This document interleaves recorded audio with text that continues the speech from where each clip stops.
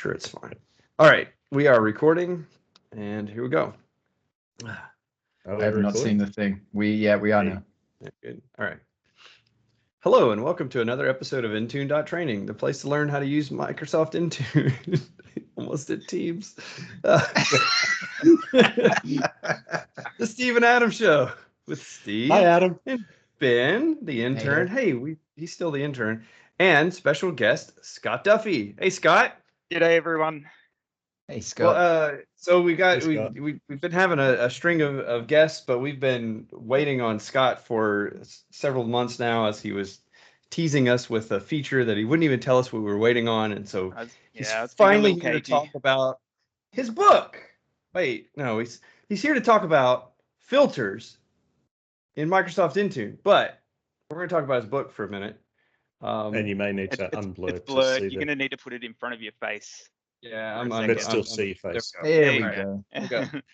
So this is the book, Microsoft Endpoint Manager. All right, it's going to be this little tiny icon, so we will send you the link in here. But anyway, this is the book from Scott. It's almost 300 pages of juicy goodness about using MIM, Microsoft Endpoint Manager. So Scott, first, why don't you introduce yourself, and then let's talk about your book a little bit. Yeah, get into it. So hi, everyone. My name's Scott Duffey. I'm a program manager at Microsoft. Specifically, I work in the grouping and targeting team. So our team kind of works on all the infrastructure to do with grouping and targeting. And you might say, well, hold on, what's grouping and targeting in Intune? But behind, Azure AD groups is kind of this whole bunch of infrastructure that's involved in kind of constantly syncing between the two. And of course, working on the granular targeting needs, and that gets us on the filters. Excellent. So I've been at Microsoft for probably going on 10 years in October, and been working on MEM probably 4 of those.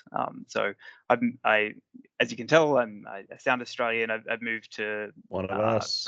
Redmond, and almost 3 years working in Redmond now. Awesome. In the MEM team. Very cool. And yeah. Oh, really? Oh, yeah. Hadn't heard. So I've got the book, and you too can have the book. You can order one on Amazon. Support Scott and show some love. I'll put the link in the bottom. There's the barcode if you just want to scan it and order it like that from your cool scanning device.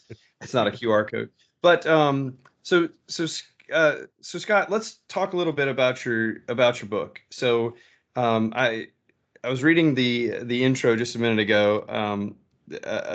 I mean, for a second time, obviously. Totally. But you basically, this is a product of COVID, right? This is a product of the lockdown. I mean, to some degree, it gave you the time to write your book. Yeah, so I've got to admit, writing a book has been a pipe dream for me forever. It's something I've always wanted to do, and COVID was just a perfect opportunity for it. I had this extra commute time that I was getting back. I was working from home every day, and I actually have something that I know about that I've been working in the product for a while, and I kind of have this breadth of knowledge, and I found that I could put all of that together in a nice way and help people kind of ramp up on MEM from zero to knowing what they need to do to get the job that they need or ramp up in those early days. Nice. Well, I think the content in here is, I mean, we were talking before we started recording, and I'm not really a tech book guy really, and yet it's almost like just reading a hard copy of a great blog post, but like really, really long, like 300 pages long. But it's got screenshots. You're really selling it there, Adam. I'm telling you, it's great. But it's not heavy. That's my point. It's totally not digestible. Yeah. You could sit on the couch and read it, like, and picture things and stuff. Fancy.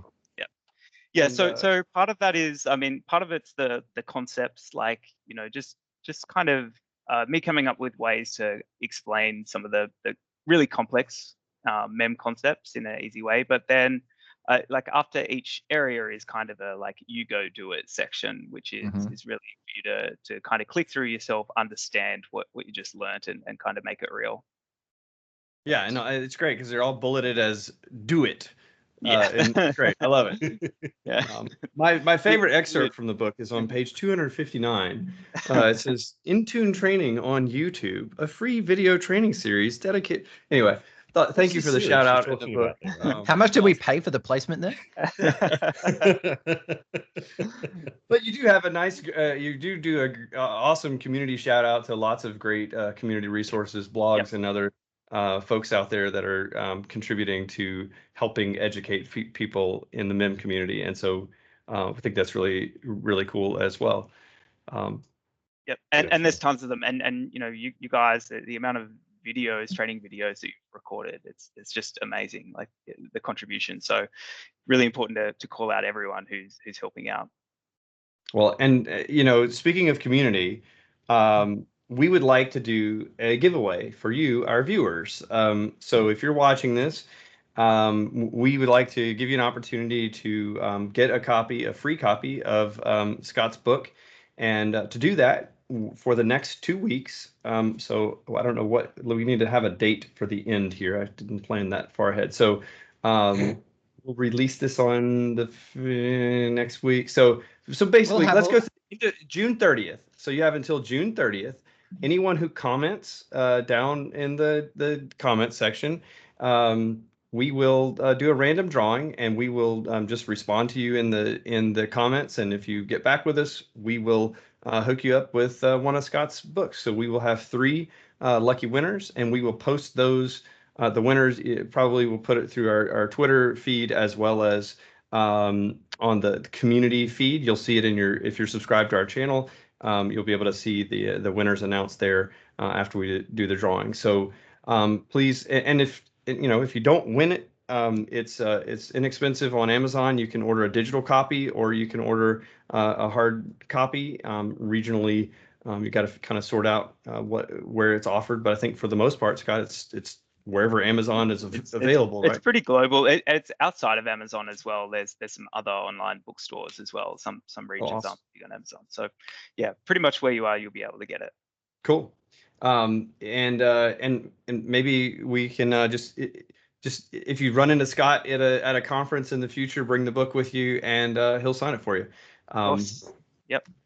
So anyway, so let's move on to talking about filters, and we're going to do some cool demo content on that, and we'll walk through what that looks like. But anyway, go check out his book and support Scott on this stuff.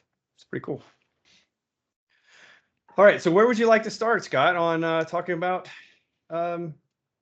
filters? So let's maybe take a step back, and before we get to filters, maybe we can just talk about like grouping and targeting generally in MEM, right? Yeah. Like for everything that you create in Intune, policies, apps, like all of that stuff, you assign those things, right? And the way that you assign them today is to Azure AD groups. And so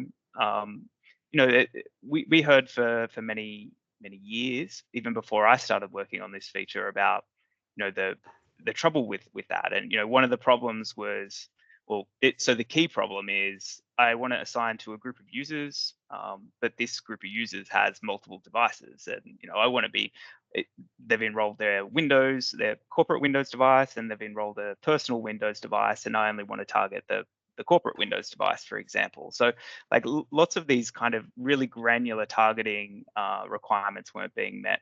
So when you target to this user, they end up getting the app installed on all of their devices, or they get the restrictive policy applied to all of their devices. So filters adds that bit of granularity that you need for targeting, where you can still do the assignment to the user group, and then say, oh, I only want this to apply on corporate devices, or I only want this to install on Surface devices, or I only want this to apply on like Microsoft devices, or like so basically there's some device properties, and you can filter on those supported device properties using filters. So is this okay? So I know we've kind of gone down this path before on discussing like the lack of this type of stuff within groups today. And so my understanding is that the groups that we see in Intune are actual Azure AD groups. And Yep. if we draw the equivalency to on-prem, that's just our on-prem Active Directory schema. And so for Microsoft to be able to, for the Intune team to be able to add attributes that help us in the Intune world, we're talking about a schema change, a global schema change to Azure Active Directory for everybody using Azure Active Directory. And this sounds like kind of the answer to a schema update to Azure AD. This is just a clever way of kind of having a granularized grouping option that doesn't require such heavy lifting. Is that right? Yeah. So filters are based on Intune device object properties. So in Intune we have like a device object has lots and lots of properties, like all of the data on a Intune device, like it's huge, and those are all fair game for filters, and they don't need to be added to the Azure AD device object and the schema extended. These things you can. I don't want to say you can build filters on all of these properties, because at the moment we have a limited subset of properties, but you can think in the future that these are all fair game for us to use for granular targeting now. Yeah, for sure. So I mean, you're basically at a point now where, because you're now sort of potentially stepping away from the reliance of AAD device objects, you can now expect that it will expand in scope as time progresses. Right, which is the important thing.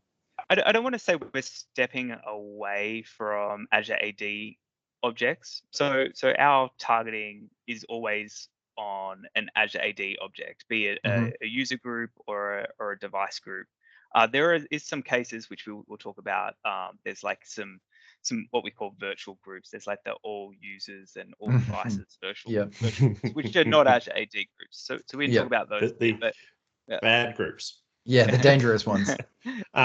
So Scott, would there similarly be AAD groups are what you get in Active Directory that you then sync into Config Manager, and the filters are what we're doing with collections, where we can limit it and say this is our limiting collection based on a configuration or setting? Yep. So your target scope is an Azure AD group. And then within that, there's a subsection of devices that you really want to target. And that's what the filter is all about. Yeah, nice. Very cool. Yep. Something that everybody's been screaming out for a while. Yep. And so there's the granular targeting and that hero scenario that I talked about, like corporate versus personal devices. But then there's also, with filters, we can solve some of the other problems that we've had over time to do with dynamic device group calculation. So I don't know if you guys have ever had scenarios where you build a dynamic device group based on some property, like maybe it's the device name or something like that you've tried to group up these devices, and the devices enrolled and not got put into that group fast enough. So this is an instant. Azure AD device group calculation doesn't happen straight away. And so there's always some degree of latency between the device enrolling and then it getting put in the group and then eventually being targeted with the right app or policy in Intune. And so this can actually solve some of those latency problems as well. The worst case of the latency problem is if you happen to use the excluded group features in MEM. So excluded groups, the idea of this is you could say, I want to target this app to like all users in the US, and then say I want to exclude contractors, that users group, and then the resulting people apply.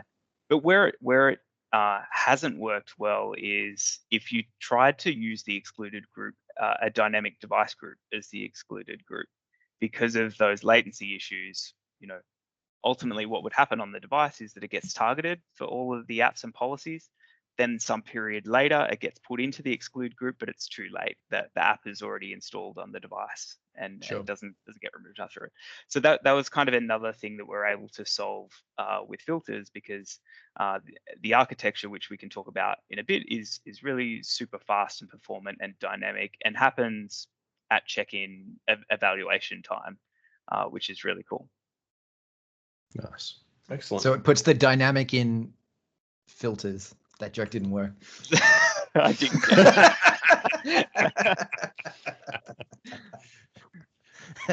Well, you at least tried. Exactly. Yeah. They don't call me intern for nothing. Well, I mean, maybe you should try growing a beard instead. Yeah.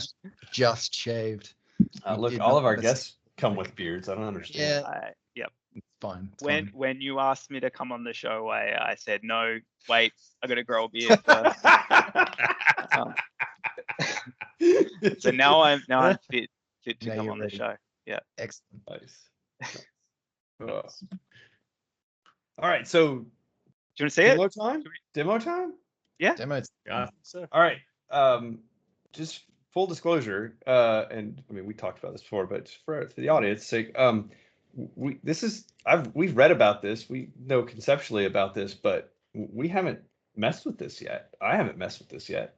Ben may have messed with it some, but this is going to be first look, so this is exciting. We love doing it live. Maybe the audience doesn't, sorry, but we do. So, all right. All right. Do you know where to go? Where to find filters? I do actually. So you have to enable it because it's a preview feature at this point. So just go under. I'm going to zoom in just a little bit here for the audience. So let's see. All right. And you see it. Yeah, you see it under tenant admin, but it's actually under the devices and apps nodes as well. It's the same thing, just 3 separate entry points. You can see filters there. Oh. So same thing, same list of filters. It's just you use them with device policies. You use them with apps. So kind of wherever you're at, you can create them. And so so basically any of them will enable you can enable it. You can do it from anywhere. It's all exactly the same. Okay. So something Matt was saying around the endpoint security tab, where that's for the endpoint security team or the security team, and you've got the apps team, you've got the device team in larger organizations. So that kind of makes sense. Yeah. Mm-hmm. So one of the things that's different for filters to maybe some of the other features is that we're actually going to have you opt in to use it in preview. So that little rocket banner at the top, if you click on that one, it'll give you the option to turn on filters. And once you do, you notice that create button in the main part of the screen is disabled at the moment. So your tenant admin, after looking at all the documentation and reading about filters, can go and opt in, and there you go. The create button's ready to go. One note I do want to just make on one note on the preview here is I don't know if you've covered this before, but mem preview features, public preview features, are actually fully supported by Microsoft. So there was a recent kind of docs update on this to add a bit of clarity to it, but filters included, they're fully supported. If you run into issues, you can call support and raise issues and tickets and so forth. And what's cool about I mean, it's not cool when you find bugs, but when you find bugs for preview features, I feel like the responsiveness is much better from the product group to get them resolved. Like, oh, hey, I didn't. Yeah, sure, we'll take care of that. So it's great. Absolutely. Yep. Well, there's also more room to be agile when it's a preview, right? You can change things a bit quicker than once it's GA. It's still an active project at that point. Exactly. Yep. Yeah. So I think like filters in preview, it's really about getting everything complete. So like building out all the reports that we want, building out like all of the extended parts of the feature that we'd consider ready for general availability. So it's not a comment about quality or anything like that. The preview, it's really just about completeness. And I would suspect that, like with most of the things you guys roll out, you've had a private preview for some period of time where customers have been able to opt into that, and so it's not like you're just lighting it up for the first time for people. It's gone through extensive testing by the time it even makes it here. So indeed, yep, yeah, we've been in private preview for a long time for filters getting it just right. Excellent. So we've got it enabled. Right. So where do we want to go? So go back to where you were into the create flow. So maybe just a high level, I just want to kind of tell you the flow. So the idea is that you create a filter, right? And the filter is a reusable filter. So you create this object and then you can reuse it across any of your assignments. So apps, configuration policies, compliance policies. You can go and reference that filter wherever you like. So the first thing that we need to do is go and hit the create button and come up with the filter definition. So, I mean, we can go through a hypothetical scenario here, but maybe the most common is like corporate iPads. Like if you want a filter that defines your corporate iPads, if you guys have another idea about like a type of granular targeting scenario, we can go down that route. Oh, you're driving the show, man. It's awesome. fun. Yeah, cool. iPads work, although we don't have any in the tenant, but we'll run through the demo. We could go through a couple, but yeah. So corporate iPads is a good one, and you've selected the right platform then. So if you hit next, this is the rules. So this is where you build out the definition of your filter. So if you drop down the property dialog there, you see all of the supported properties for filters. And this is obviously a subset. A lot of these are kind of overlapping with dynamic groups. And the UI and rule language here is extremely similar to Azure AD dynamic groups. Like there's not really a lot of new learning here to learn new syntax or anything like that. So good. If you were to, thinking about this scenario, the first thing you would want to do is use device ownership, like you've hovered over, and then say, device ownership equals corporate. And then if you add another expression, if you only want to capture iPads here, you could use the model and then say contains or equals. Contains. Yeah. Fine. I just don't know exactly how it appears in equals is risky. Yeah. So I know it contains iPad. So there's a basic rule, but you can get as fancy as you like with this. You can add more properties, and there's in the kind of the second part of that screen is the rule syntax editor. If you click on that one on edit there, this is where you could do things that are maybe not supported in the simple builder.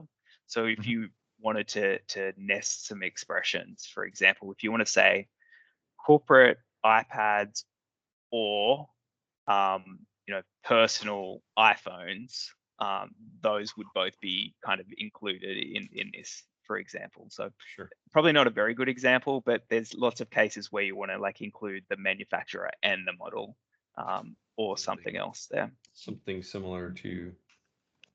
Yeah, you I don't think you want the little dash on your OR, but besides that, it looks pretty good. Yeah.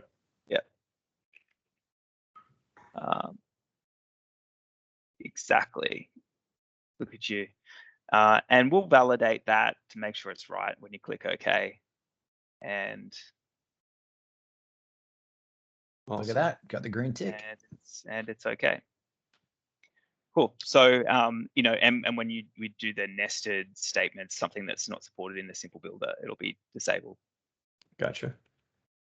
So, I mean, so I had a point here. So, and this applies in general to doing dynamic groups for Azure AD as well. But often when I'm trying to find like, okay, what is the value? What am I looking for? I'll jump over to Graph Explorer and I'll pull open a device and look at the properties and be able to validate what we're looking for and stuff.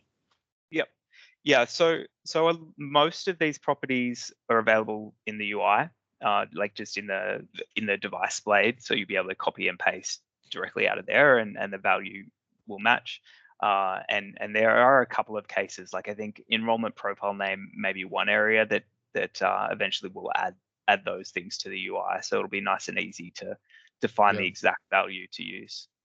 And so the items that were in property, those are the only ones we were be able to choose. Even if we did the advanced editor, that's the only ones that are supported at this point. Okay. Yeah. Yep. Awesome. So after you, I mean, that's not a very good rule. So maybe just go and edit again. Fair enough. And just I guess it doesn't make sense. What I'm hearing, Adam, is Scott doesn't like your work. I told you what to write, so I'll take the blame.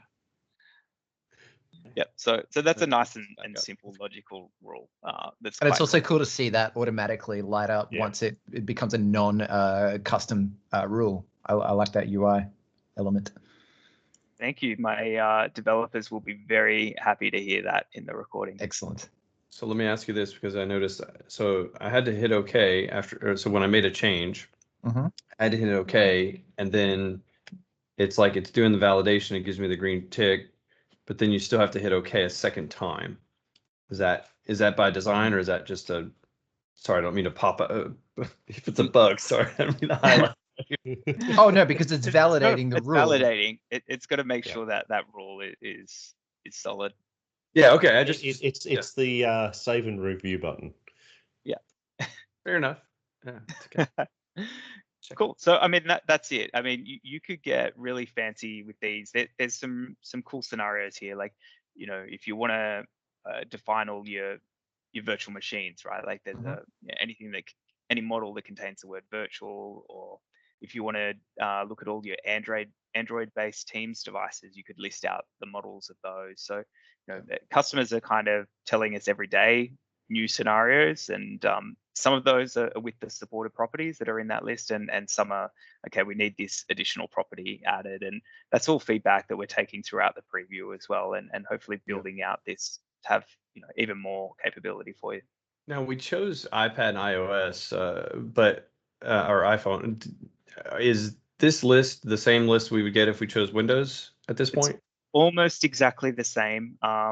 Is rooted is not a property that is supported on Windows, and Windows has an additional one, which is operating system SKU. So if you want to target Windows Virtual Desktop, it has its own SKU, or like Windows 10 Home or Professional. So SKU is an important one for Windows. Cool.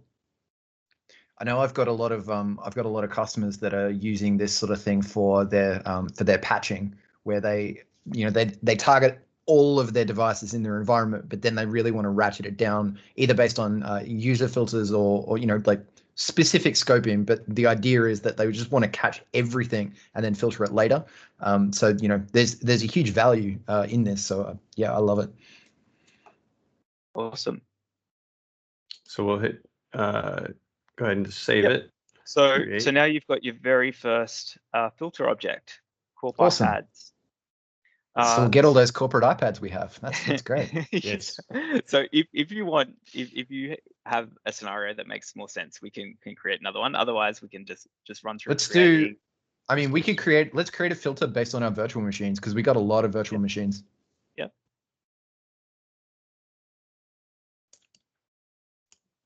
Let's do this. Let's be more specific. Those virtual machines. And if you do me a favor and just add a description, it could be anything exactly. I just want to show you something else that we added actually in the private preview based on some feedback. Cool. Cool. So you want to just use model contains the word virtual. Well, that's easy. And because we limited it to the Windows OS platform. Yep.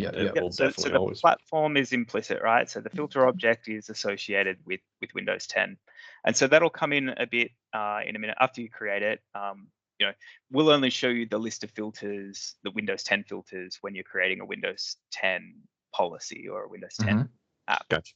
We won't show you the iPad ones, the iOS ones. Okay.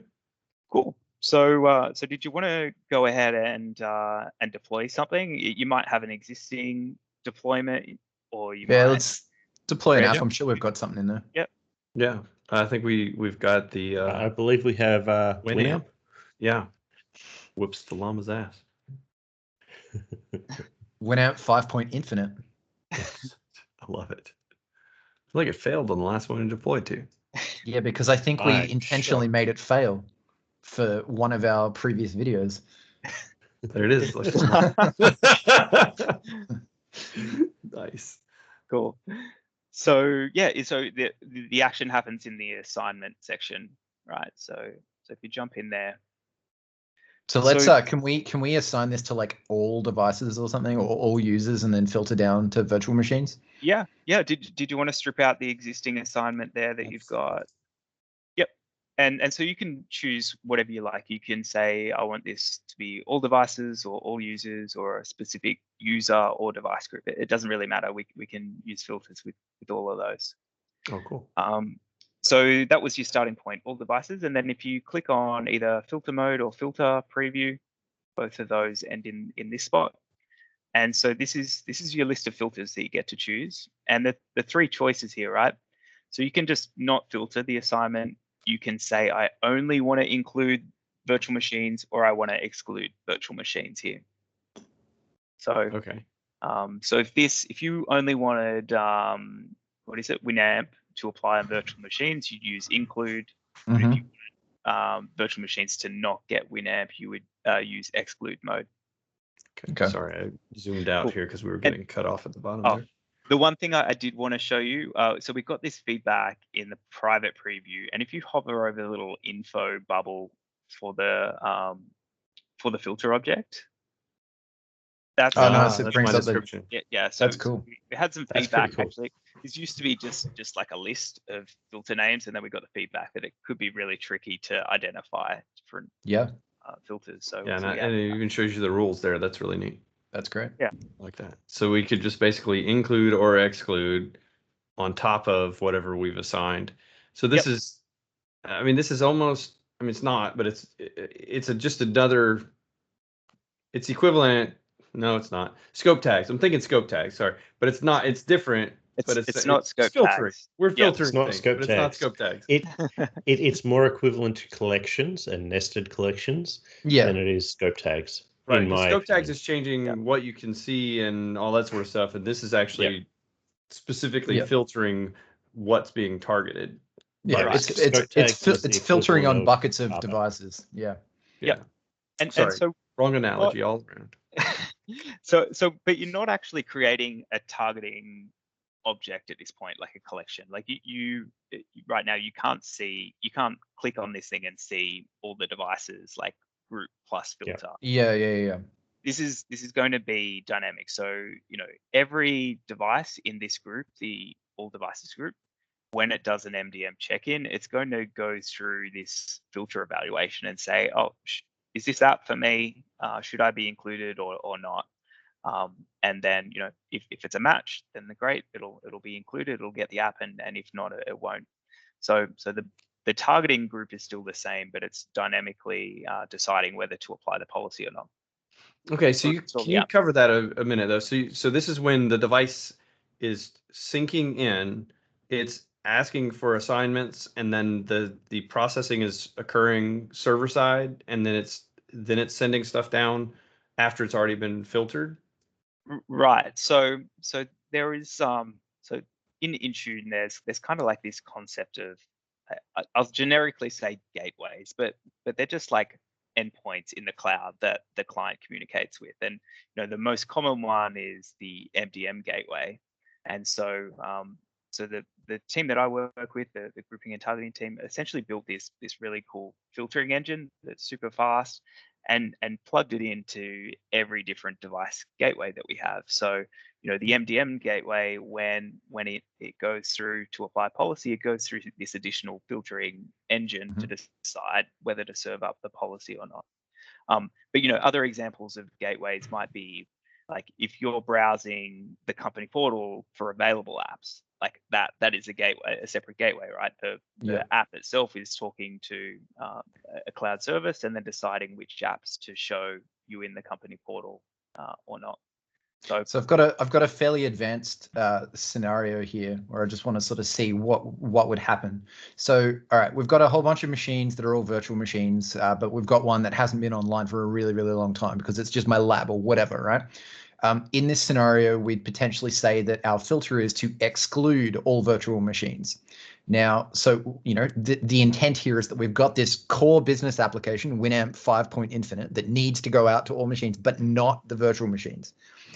So with what you're saying, the device, when it first sort of reaches out to Intune, it does its validations on all existing policies and apps and configuration, as well as does its initial filtering validation. Is there a scenario there where, because my device hasn't been on for like a month, that it might get the app before it does the filtering check? No. So this is the beauty of it, and it actually happens. I guess at enrollment time.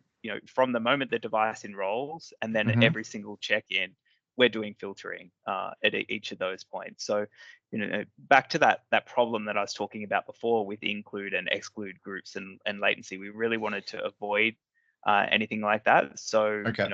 So the promise is that no, it's not going to get that app. It's going to wake up, do an MDM check-in, and at the same time do filter evaluation, and then decide, hey, I'm a VM, so I shouldn't install this app. Okay. So I've got to get my head around this. So yeah, we can all have a laugh. So are you saying that the actual filtering sort of check applies at the policy level of, like, say this is a policy that we're deploying out, so it actually validates this filter rule at the policy deployment stage as well? So like if you've got multiple filters, they'll validate that filter before it actually sort of completes the policy. Yes. Yep. Yeah. Okay. Cool. That's that's so, what I assumed it was. Yeah. I mean, you can have the same filter applied to multiple policies and multiple apps. Of course. You can have them all with different filters. But yeah, you're totally right. It's not. There's not going to be a situation where it does a filter evaluation once and once only, and then that's stuck for some reason. Or the policy applies before it does the filter. So the filter wins before anything else gets done. That's right. It's built into the pipeline such that we have a filter result, like for every policy. It's a match or no match, and it's a apply or don't apply. That's awesome. So then the only risk would be if you push this out with no filter and then later you applied the filter. The only gap there is just the time before the next sync, before the machine gets excluded or included because of the filter. Right. And so the client, if it's excluded because of the filter, it's never even the data is never going to make it down to the client. The client never knows about the item that was targeted to it that then got filtered out. It all happens on the server side. Yeah. That's okay. Awesome. So I'm just staring at this, and as I'm staring at it, I want to blow it up. So I'm curious. How does this work? Just saying. So this is actually something that we've been through and docked pretty well. So there is good documentation on conflict resolution, but at a high level, we don't want, like, each of those rows is like a separate assignment, right? And generally we don't allow conflicts of assignments. Like, you'll notice you can't add the same group twice, like in here. If you were to add all devices is grayed out here and all users is grayed out, and if you added a group, you couldn't then pick it again with a different set of settings. So generally, like, that's existed for a while, but we do handle conflicts in kind of like 3 different ways. The main one here, like, is that an exclude will always win over an include, right? So what have you done here? You've done an all devices on all users. Yeah, so all users but exclude Windows virtual machines, and then the devices include all Windows virtual machines. So it would essentially get through the devices. It would then also validate the user object, and the user object would say exclude on this device, which would win. Yep. So exclude wins, but keep in mind that these are, this is a Windows 10 thing, and like, if there's, so you've targeted all devices here, right?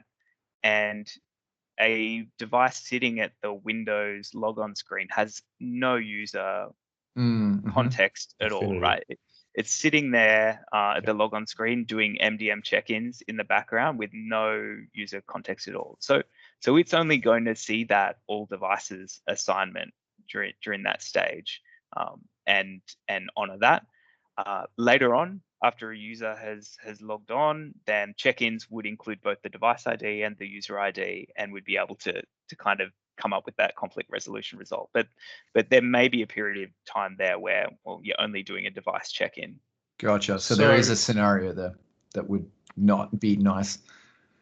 In that scenario, and this is me thinking wacky, but this is where you could start looking at things like VLANing to say, if there's no user signed in, you're going to get dumped to VLAN 1, but if you're got a user signed in, you're going to get VLAN 2. You've lost me, man. Who's You're a nerd. What is this? Basically, you've got a policy sitting there to say, I'm going to put you into VLAN 1 if you're a virtual machine, but exclude it if it's all users. So therefore, it's going to go onto VLAN 2 or the default VLAN when you go onto all users. So it allows you to have two policies for the one device, depending on if the user signed in or not. Yeah. Yeah. Conceptually. I wouldn't recommend it. No one's actually using the device. Like, there's no one actually logged onto it and there to receive the settings. I mean, most of the time, most of the check-ins are device plus user context. Definitely. Yeah.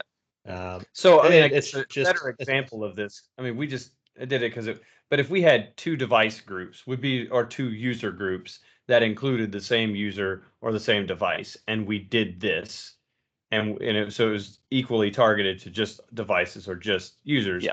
That's when the conflict resolution would make the most sense based on what you described. In a simpler example, that would be kind of what we would be looking at, where that's right. Yes. If a device is in two groups that are both targeted and it's included by one filter and excluded by another filter, the exclude is going to win. Yep. And if you do this, you just shouldn't do this, and don't do this. Don't be awful. Don't do it. But if you do, this is how we resolve it. And sure. And there is a docs page specifically set up for troubleshooting filters, and one big part of that is dealing with conflict resolution and what the expected behavior is in each of the cases. I think that's great, that just the fact that you have it documented, because it's going to go a long way to helping the adoption of this, because it's going to be one of those, we don't have to necessarily do the trial and error. Yeah. Yep. Oh, Adam's dropped his internet. Oh, he's back. I actually had a thought about this.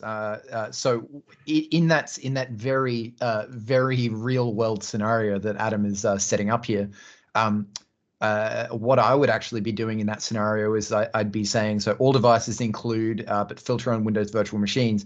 If we had some weird scenario where we wanted to limit that with that weird filter, you'd do it as an uninstall, so that if you did want to then later, once the user object is there, handle the fact that, hey, maybe it did install, you'd do the uninstall, and it would actually remove the product if it was on the machine. That way you would get the best of both worlds. Potentially you would end up in a race condition. I was going to say, all I'm hearing is a race condition right there, and not a great fun one for the end user. All I'm trying to do is maximize how many times Winnet gets installed and uninstalled on my virtual machines. That's all I want in life. Exactly. My internet dropped through that whole piece, but Ben, please don't repeat it. I don't know what I missed, but it's okay. Yeah, it was important, but it's fine. Okay. Ben was trying to make race conditions. That's all it was. While we're on all devices, though, people while we're trying to get them to adopt this. Come on, guys. All right. Sorry, go ahead, Scott. You said, I heard you say earlier before that all devices and all users are bad. So I want to come back to that and and understand why. Because remember earlier, I was saying that that these, we can remove a lot of latency issues here, right? Like because we're dynamically deciding on filters. So generally, it would be great here to use user groups. So assign to a group of users, and then say when those users are on VMs, don't install Winamp. That would be kind of the ideal targeting scenario. But of course, there's some scenarios. There's like devices that don't have users per se. There's like kiosk devices, and that where sometimes device targeting is needed as well. And so in both cases we can use filters, but I guess the key point here, if you want those latency benefits, is not to use a dynamic Azure AD device group and then filter on top of that, because ultimately you're waiting for the dynamic device group calculation to apply first. Yeah, that makes total sense. So then you could sort of use all users. You could use all users or all devices as a faster collection, and then this is the scenario where I would suggest all users is fine as long as you've got a good filtering mechanism in place to like limit so that it's not hitting all of your contractors or all of your system accounts or guest accounts. Yeah, exactly. So we're getting to a point where I can say all users is fine. Yeah, and so if it makes you cringe a little bit, like the idea of deploying to all users or all devices with a filter, that we're working on some stuff here. I probably can't share too many details, but we've heard that feedback a lot. That the pre-deployment reporting with filters is really important. So that's something we're actually working on at the moment to kind of give you a warm feeling and some visibility into the scope of devices before you hit go and deploy, especially on large groups like that.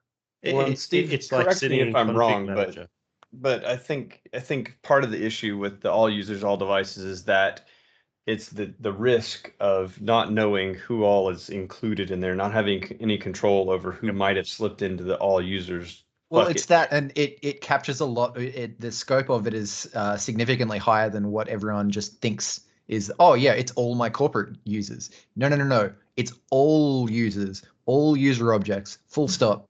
The end. Right. And it's just something that we're constantly talking about. Yeah. Totally. Okay, so while we're here, so we only made one filter that applies to Windows. So is it a single filter only? And so if I want it to be complex, I need to make a complex filter. Okay. And are the filters only device attributes? Yes. Okay. Yes. All right, that's fine. Just trying to process the questions that I'm going to have as soon as we hang up here. Okay, so I think that's great. So then if we say this, and you mentioned, I think you said something about not being able to necessarily see which devices are going to be picked up by the filter. Is that right? So like if I go to device install status, is it going to show me a filtered, is it going to show me that the filter, it does have filter in there? That's right. Yeah. Okay. So looks like this is a real device. If you've got devices, maybe you could force them to check in and yeah, I'm just going to turn one on. Just give me 1 second. Otherwise I can kind of show you something on my tenant that's checked in with a filter recently. Should probably do that. I guarantee that these machines have been off for a very long time. Yeah. All right. You want me to present? Yeah. If you've got, you can drive. Adam, number right. 2. It's your probably turn. going to work better. Okay, so the caveat here is that I've only got one screen, so I'm going to have to flick between teams and that's okay. And my presentation thing here. Window. All right. Can you see that? Okay. Can. Yep. All right. So if I grab, so in my tenant, I've deployed a slightly different app. I deployed a iOS line of business app. So sure. Not Winamp. It'd be cooler if it was. So Contoso sales app. Yeah. So here I am. I'm just where you were a moment ago, and you can see that we have this this filter column here. So I deployed Contoso. Let's just look at my deployment for a second. So I deployed to Washington sales users, and I said include corporate iPads. And then I had 2 devices here that checked in, process policy or processed apps in this case, Contoso sales iPad, and it installed and it did some filter evaluation, and Scott's iPhone checked in and it was not applicable. So you can see if I click on this first one, which is a sales iPad, we can actually see the filter evaluation results here. So we can see that the app was offered. Yeah, so the overall filter evaluation result was match. So this was the filter rule. So it said, this is what we configured before. So a corporate iPad, and what the device actually presented was this. It said it was a corporate iPad Mini was its full model name. Gotcha. So then that, we can obviously validate visually that the filter worked. Yep. So, cool. And you can see the evaluation time. So, for this device, that would have been the time that it was checking in, and this is kind of what it presented.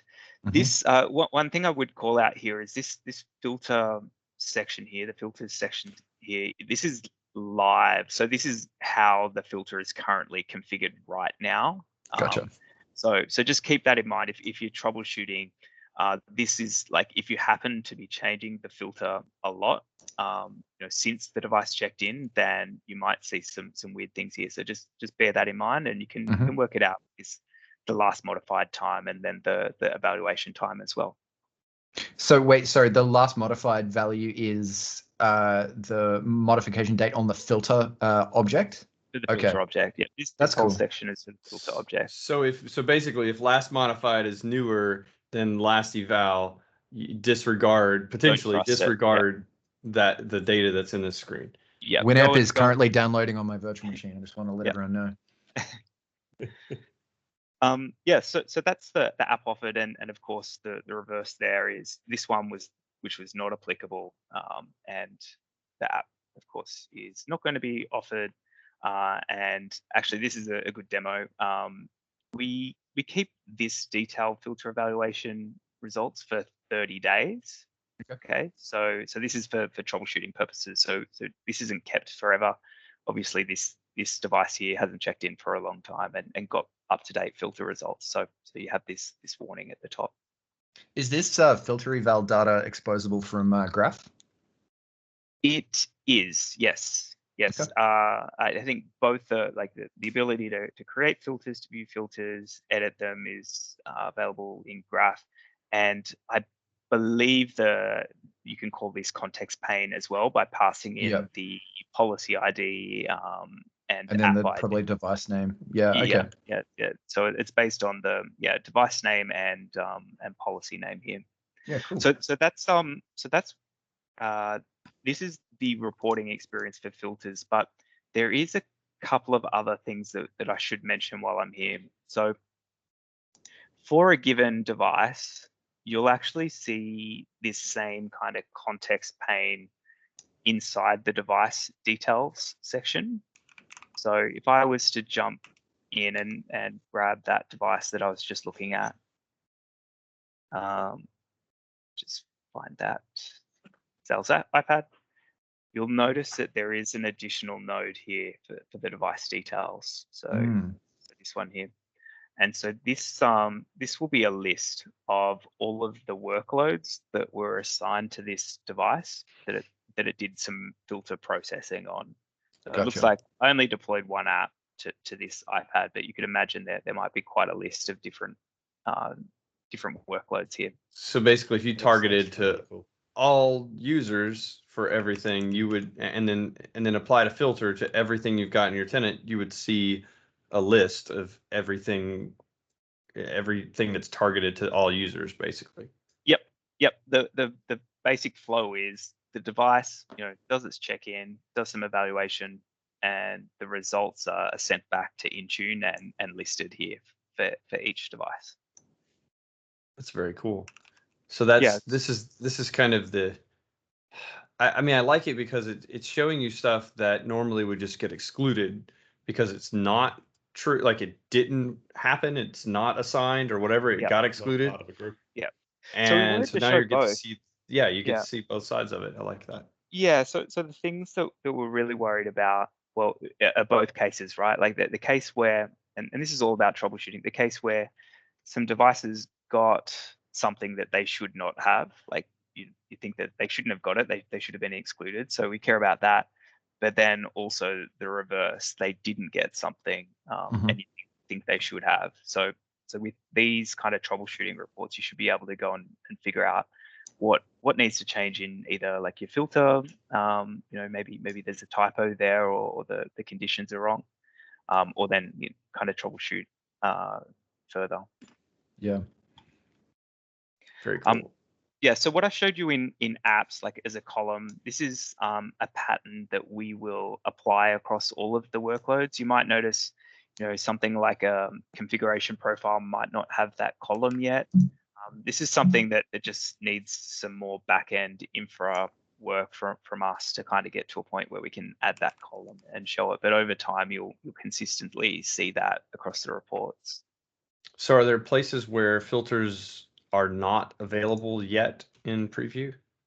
Yes. Yep. So the core workloads are covered. So things like apps, configuration policy, compliance policy. We just added to settings catalog, which is rolling out with this month's release. So 2106, you'll have settings catalog as well. But the gaps, there are a few gaps that we still have to go and integrate filters with, and probably the biggest one that I hear most is things like Windows update policies. That needs to add it, and MEM and some of, I think, like things like enrollment restrictions as well are all to be added at this point. Nice. Yeah. Excellent. Okay, so Ben is messaging me here saying that he's got Winamp on his machine. So Winamp failed because it was a intentionally failing app, but the filter applied. So I just want to check that out. All right. Okay. There we go. So I'm gonna switch back over. Give me a moment. All right. Refresh. So you can check it out from there, but then obviously I've dived into the actual device properties and looked at the filter evaluation, and it's just cool to see it so quickly. Yeah. Awesome. So I can't see a filter evaluation result here yet. So if you just go to the device and check that out. Is it there yet? Should be. Yeah. It was there for mine too. Yeah. So the evaluation results, we have seen them take up to 30 minutes to come back through and be reported. So I would say that's the same. That's just the general same thing with, like, if you're sitting there watching a deployment of an application or a policy, it can take a while for the device to send that data back to Intune. But the filter policy from there came back really quickly. Look at that. Cool. So there you go. So this matched. You can see the model reported back was a virtual machine, and that obviously contains the word virtual. That's not case sensitive, by the way, to the word virtual. Could have been lower or upper. It'd be better if it was. Bless you for that. Oh. And probably the other thing that I'll call out there is the learn more about filter conflict evaluation and troubleshooting. I'm assuming that goes to the docs page there. Yes. Scott. So myself and a few people from the dev team spent a lot of time on this particular doc and making sure we added everything you need there. Awesome. Perfect. Excellent. So if we missed it in the video, it's probably listed here. Go check it out. And probably if you're watching this video in the near future, you've probably there's Coding with Caroline. Nepotism. Yeah, there you go. that the content that we've just talked through has probably changed a little bit. So go check the docs as kind of the official source for any updates to this. If it looks different or if there's new things or whatever, go check out the docs to stay current on this stuff. Yep. The other thing in the docs as well, there's a feedback link in there in kind of the overview doc for filters. I think if you go back to the create filter, like the master kind of parent doc there, and scroll down just a little bit in the tips section, there is a feedback link. So if you sorry, the green section too far. there, the last green bullet section. in the green section. Tell us. There we go. Yeah, so there's, if you have feedback, then this is something that you should go do. If there's properties that you really want to solve a specific scenario, this all comes back to me and the rest of the dev team. So I'd really love to hear what your experience is with filters and what you'd like to see added to it over time. This will certainly help us prioritize. There we go, giving you 5 stars. Oh no, never mind. I'm closing. See, that's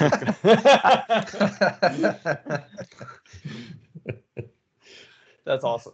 But I mean, I can't say enough about how like there's this shift in the way that you guys that Microsoft is just at least the MEM folks. You guys just really are making it easier and easier for the customers to give feedback and to jump in and help drive the direction of the product. And like you said, you're getting feedback and you're actively making changes to things with your features as you're hearing feedback from customers that makes sense.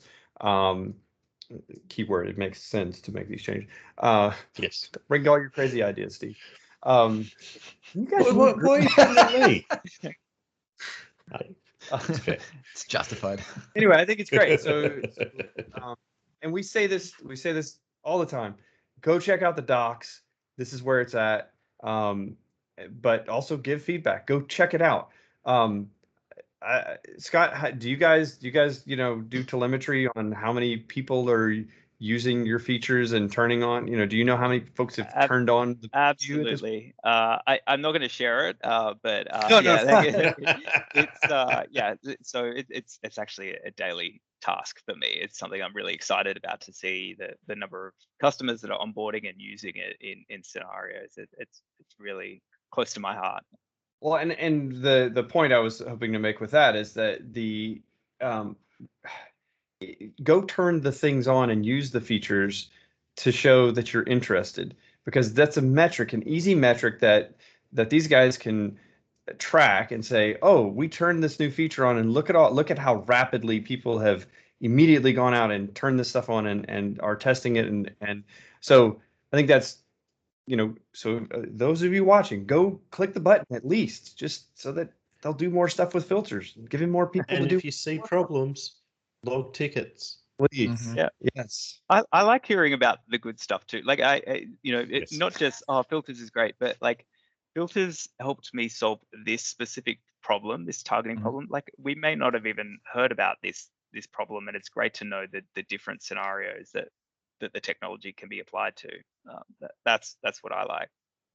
Yep. And just to reiterate, as he said in the beginning, even though it's a preview, it's fully supported. So don't be afraid to go turn it on, start using it. If you run into issues, reach out. They'll fix it. Yeah. So Scott, we've been gone for a bit. Do you have anything else that we haven't covered? Anything else you want to make sure that if they've, a reward for people who have listened this far or watched us this far?